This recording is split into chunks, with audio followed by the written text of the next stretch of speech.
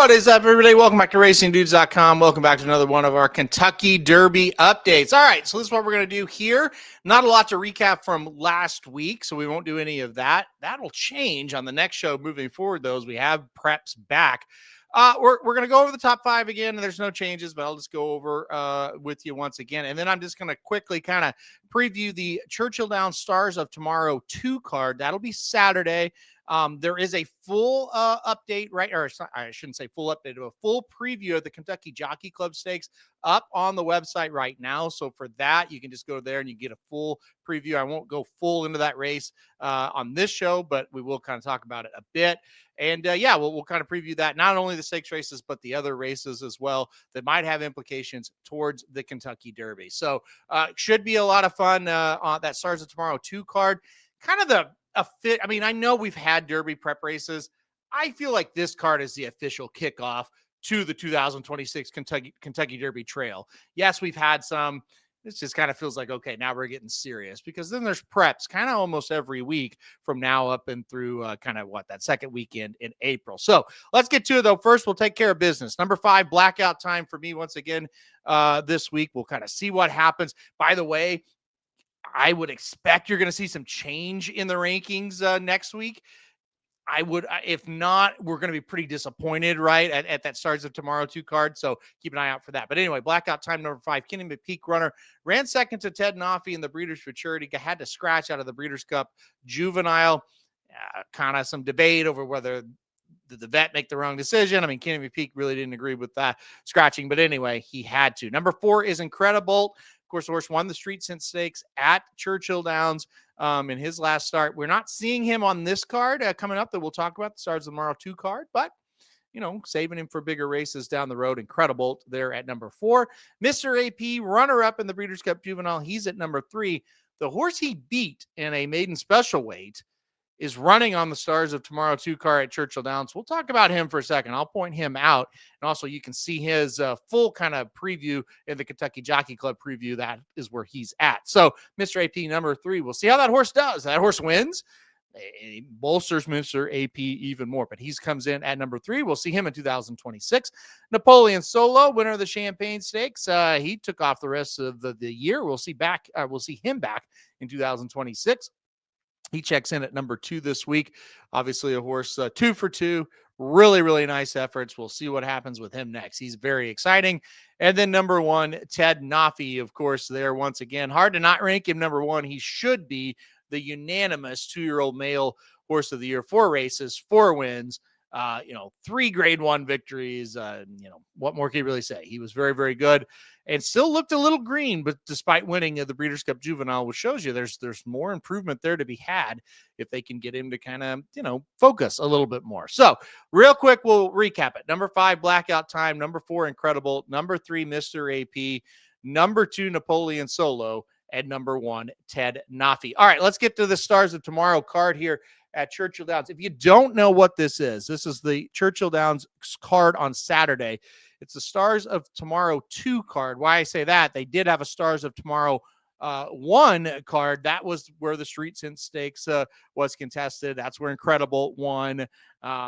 Soldier and Diplomat won an allowance. He's running back on from one that Stars of Tomorrow 1 card to the Stars of Tomorrow 2 card in the Kentucky Jockey Club. So that's what they do. Like I said, I feel like this is the official kickoff to the Kentucky Derby Trail and the Kentucky Oaks Trail really as well. Every race is a 2-year-old race. So we'll kind of go through it. Race 1 is a maiden special weight for fillies. So we won't talk about that one as far as the Kentucky Derby Trails is concerned. Race 2, a maiden special weight on the grass for 2-year-old colts, or 2-year-old males, I should say. It's a large field. I'm not saying we won't see like a Derby runner here, but, I won't get into it too much. Probably not going to see a Derby runner there. The 3rd race is for the fillies again. So again, if you're, for purposes of this video, I am going to skip it. Now we get into race 4 is a stakes race here for the males, and it is a sprint stakes race. So very interesting here. They're going 1 turn in this one, 6.5 furlongs.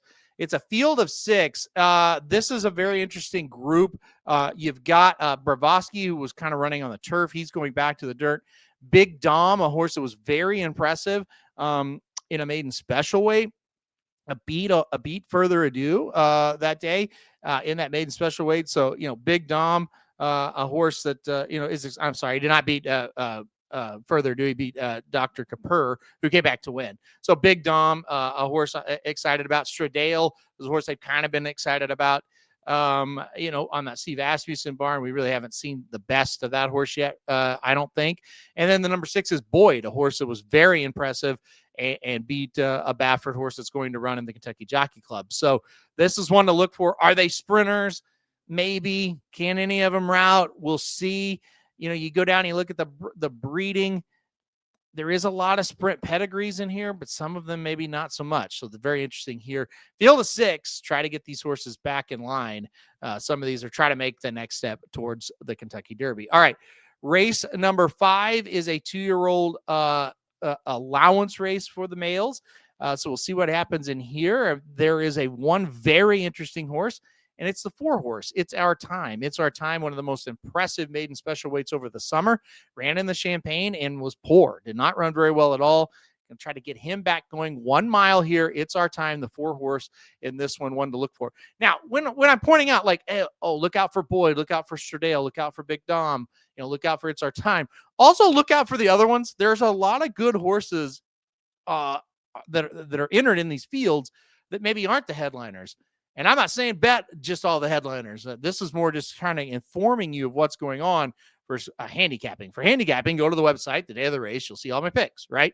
So just kind of show you, or just trying to show you what's going on here on this big card as far as Derby runners, potential Derby runners. Race 6 is for the fillies. We won't worry about this for this show.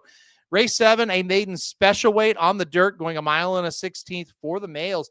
And you got a field, there's going to be 12 that are going to run. There's 16 entered. Like I said, we're going 1 mile and a 16th. So this is kind of fun. Stretch out horses here, wide open field. Usually we'll be very interested in this one. I will be, analyzing this one pretty hardcore to see what we get here in this one. All right, let's keep going. Race 8 on the card is the sprint race for the fillies. Race 9, another maiden special weight. This 1 mile on the turf here. Won't worry about it much as far as the Kentucky Derby race is concerned because of the turf. And then we get to race 10. This is the main event here. It's a field of 7 for the Kentucky Jockey Club. Of course, points towards the Kentucky Derby will be awarded in this one, Kentucky Derby prep event. Field of 7, Spice Runner for Steve Asmussen, coming off of a poor effort in the Breeders for Charity. Cherokee Nation, that's the horse I want to talk about. He's 0 for 2 for Bob Baffert. He is still a maiden. Flavian Pratt gets aboard. A horse that on debut was beaten by Boyd, stretched out in distance, beaten in a very narrow margin by Mr. AP in a maiden special weight going 1 mile. That's a 2-turn race at Santa Anita. So very interesting to see how this horse runs in this race, running in stakes company after still being a maiden. So that's very interesting. Dr. Kapur, I mentioned him, got beat by Big Dom on debut, beat a next out winner next time out at Keeneland. So I thought that was a horse that made a lot of sense. Soldier and Diplomat, winner on debut, didn't run well in the next start against Stakes Company and Hopeful, and then won here at this track very nicely in an allowance optional claimer. Very connected, and a Universe, the 5 and 7 horse peak runners that have been hitting the board in stakes races. And then finally, the number 6, Further Ado, obviously the big time horse coming into this one off of a 20-length maiden special weight win. A lot of people have commented on this video saying, man, you should really rank this horse. Why isn't he ranked? This year, I'm taking a different approach. I'm letting them prove it against winners, against Stakes Company before I rank anybody. I went back and looked at kind of what I did in the past, and yeah, you're going to catch 1 or 2 that are huge maiden winners. You're going to rank them, and they're going to turn out to be great. The majority of those horses that have those great debut races, they really don't live up to the hype in those next starts. So I'm taking the approach of prove it to me before I rank you. But as far as betting goes, he probably looks pretty good in this spot. Check out the full preview, where I tell you who I'm going to pick in the Kentucky Jockey Club. Check that video out. The big thing for me, I like Dr. Kapur and I like Further Ado. Irad Ortiz rode both of them last time out. He's on Further Ado this time out. That tells me a lot right there. But this is a good race. I think you're going to see a prospect or two. I think we'll have a prospect or two ranked from this race. next week. Number 11, or race 11, I should say, is the Goldenrod. Same race, but for the fillies. First steps towards the Kentucky Oaks here for a lot of these horses. Interesting that Baffert brings Explora, who was a runner-up at the Breeders' Cup Juvenile fillies last month. Well, I guess earlier this was no, that was Halloween when they ran that. So last month, October 31st. So we'll see what she does here. And then finally, they'll finish it with a maiden special weight for the males going 7 furlongs. And there'll be some interesting prospects in here for sure. Look out. There's, a lot of these horses are going to show up here, and they're going to, hopefully jump onto the Kentucky Derby Trail with a win. All right. That'll do it for this week. That's kind of the preview of what's coming up. This kind of video will get a lot more fun after this week because we'll break down and analyze a lot of what happened, not just in the stakes races, but in the maiden special weights or allowances. If we see it from that Stars of Tomorrow 2 card, we'll also get to talk about what's going on next week as far as the Kentucky Derby is concerned. You get the Remsen Stake coming up next week. A lot of fun there as well. So we'll have a new top 5, obviously, each and every week as well. So a lot going on this week. This is when it gets fun. I'm excited to see this card. It should be a great day of racing there at Churchill. All right, guys. Thanks, everybody, for watching this video. Hit that like button if you like it. Hit subscribe if you really like it. And you want to get alerted anytime we do a video like this. And most importantly, tune in next week for another Kentucky Derby update.